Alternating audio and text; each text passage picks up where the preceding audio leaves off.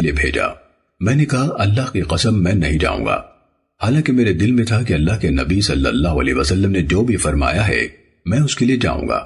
کہتے ہیں پس میں نکلا حتیٰ کہ بچوں کے پاس سے میرا گزر ہوا جو بازار میں کھیل رہے تھے، تو اچانک کیا دیکھتا ہوں کہ رسول اللہ صلی اللہ علیہ وسلم مجھے میرے پیچھے سے میری کدی پکڑے ہوئے تھے۔ میں نے آپ کی طرف دیکھا تو آپ ہنس رہے تھے۔ فرمایا انیس ادھر جاؤ جہاں کہ میں نے تمہیں کہا ہے۔ میں نے عرض کیا ہاں اے اللہ کے رسول جا رہا ہوں۔ حضرت انس رضی اللہ عنہ نے کہا قسم اللہ کی میں نے 7 سال آپ کی خدمت کی ہے یا 9 سال، مجھے نہیں معلوم کہ آپ نے مجھے کسی کام پر جو میں نے کیا ہو کبھی یوں کہا ہو تو نے ایسے کیوں کیا، یا کوئی کام جو میں نے چھوڑ دیا ہو تو کہا ہو ایسے ایسے کیوں نہیں کیا۔ سننے ابو داود حدیث نمبر 4773۔ حضرت انس رضی اللہ تعالیٰ عنہ بیان کرتے ہیں کہ میں نے نبی صلی اللہ علیہ وسلم کی مدینہ منورہ میں 10 سال تک خدمت کی، جبکہ میں ایک نوخیز لڑکا تھا۔ میرے سب کام اس معیار کے نہیں ہوتے تھے جیسے میرے حبیب صلی اللہ علیہ وسلم کی خواہش ہوتی تھی۔ اس کے باوجود آپ نے مجھے کبھی اف تک نہیں کہا اور نہ یوں کہا تو نے یہ کیوں کیا اور اس طرح کیوں نہیں کیا۔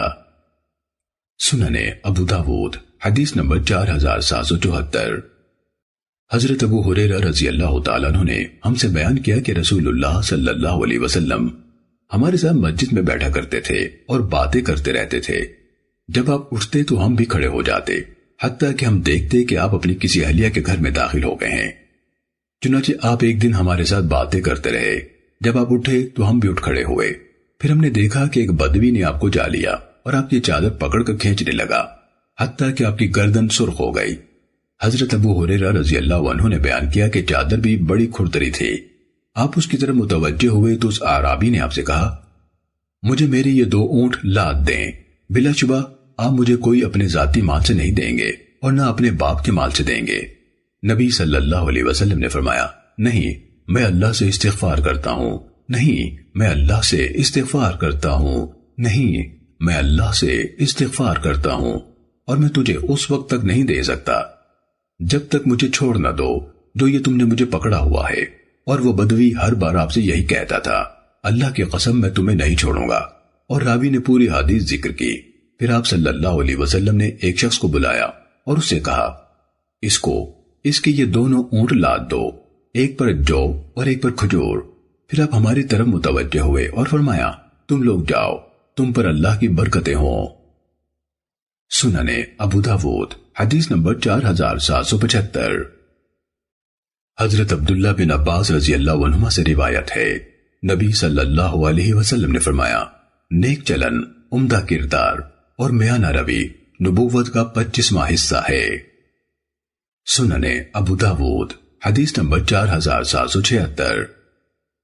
جناب سہل بن معاذ اپنے والد سے روایت کرتے ہیں رسول اللہ صلی اللہ علیہ وسلم نے فرمایا جو شخص غصہ پی جائے جبکہ وہ اس پر عمل درآمد کی قدرت رکھتا ہو تو اللہ اسے قیامت کے دن برسر مخلوق بلائے گا اور اسے اختیار دے گا کہ جنت کی حور عین میں سے جسے چاہے منتخب کر لے۔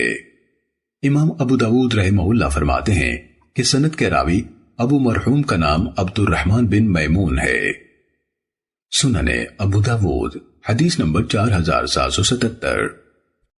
اصحاب نبی صلی اللہ علیہ وسلم میں سے کسی کے بیٹے نے اپنے والد سے بیان کیا رسول اللہ صلی اللہ علیہ وسلم نے فرمایا، اور مدرجہ بالا حدیث کی مانند ذکر کیا، کہا اللہ اسے امن اور ایمان سے بھر دے گا، مگر اس میں یہ نہیں اللہ اسے بلائے گا۔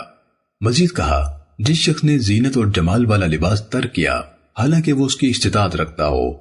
بشر بن منصور نے کہا میرا خیال ہے کہ آپ نے فرمایا وہ اس نے تواضع کی وجہ سے چھوڑا ہو تو اللہ اسے عزت اور کرامت کا جوڑا پہنائے گا، اور جس نے اللہ کی رضا کے لیے نکاح کر دیا ہو تو اللہ اسے تاج شاہی پہنائے گا۔ سننے ابو داود حدیث نمبر 4778۔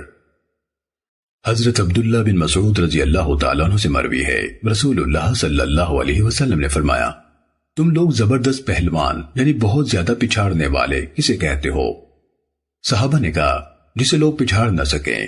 آپ نے فرمایا نہیں، پہلوان وہ ہے جو غصے کی حالت میں اپنے آپ کو قابو میں رکھے۔ سننے ابو داود حدیث نمبر 4779۔ حضرت معاذ بن جبل رضی اللہ تعالیٰ عنہ کا بیان ہے کہ دو آدمی نبی صلی اللہ علیہ وسلم کے سامنے ایک دوسرے کو گالیاں دینے لگے۔ ان میں سے ایک اس قدر غضبناک ہو گیا کہ میں نے سمجھا کہ انتہائی غصے سے اس کی ناک ہی چر جائے گی، تو نبی صلی اللہ علیہ وسلم نے فرمایا، بلا شبہ مجھے ایک کلمہ معلوم ہے، اگر یہ کہہ لے تو اس کا یہ غصہ دور ہو جائے۔ معاذ رضی اللہ عنہ نے کہا، اے اللہ کے رسول وہ کیا ہے؟